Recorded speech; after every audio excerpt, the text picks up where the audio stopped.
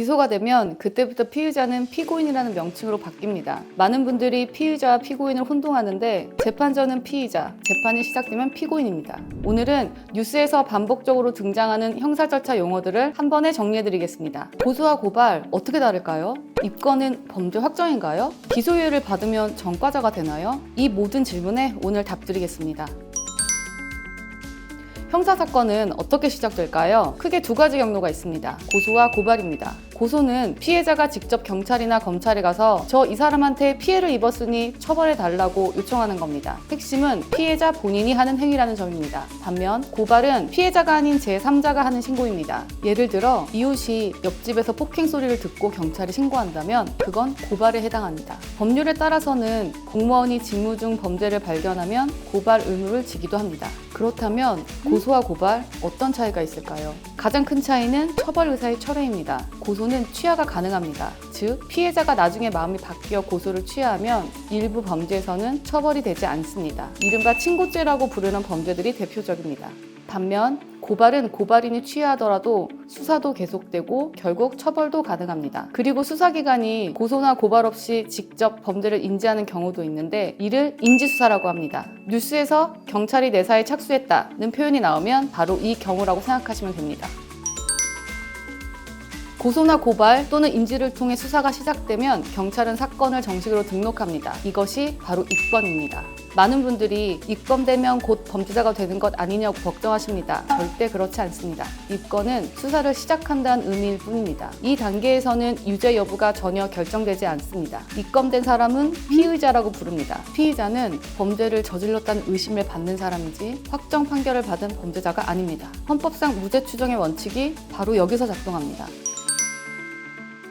경찰이 수사를 마치면 두 갈래 길이 있습니다. 검찰로 사건을 넘치는 송치, 아니면 넘기지 않는 불송치입니다. 불송치는 경찰이 이 사건은 범죄가 성립하지 않거나 증거가 불충분하다고 판단할 때 내립니다. 불송치 결정이 나오면 원칙적으로 사건은 경찰 단계에서 종결됩니다. 다만 피해자는 불송치 결정에 이의를 제기할 수 있습니다. 반면 송치는 경찰이 혐의가 인정된다고 보고 사건 기록 자체를 검찰에 넘기는 것입니다. 뉴스에서 검찰에 송치됐다는 표현이 나오면 이제 검사가 최종 처분을 결정하게 됩니다.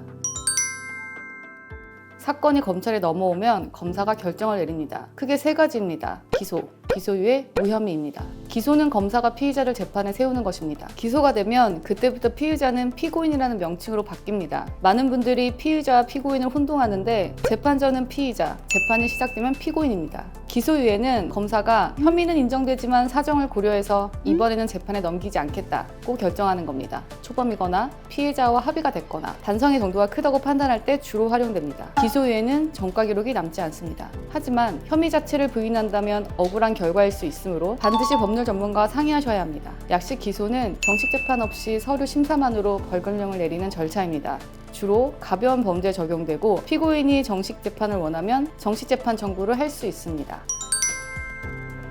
오해 하나. 입건되면 끝났다? 아닙니다. 입건은 시작일 뿐이고 불송치나 무혐의로 끝날 수 있습니다. 오해 둘. 기소유예는 무죄다? 그렇지 않습니다. 기소유예는 혐의를 인정하는 전제 위에서 내려지는 결정입니다. 오해 셋.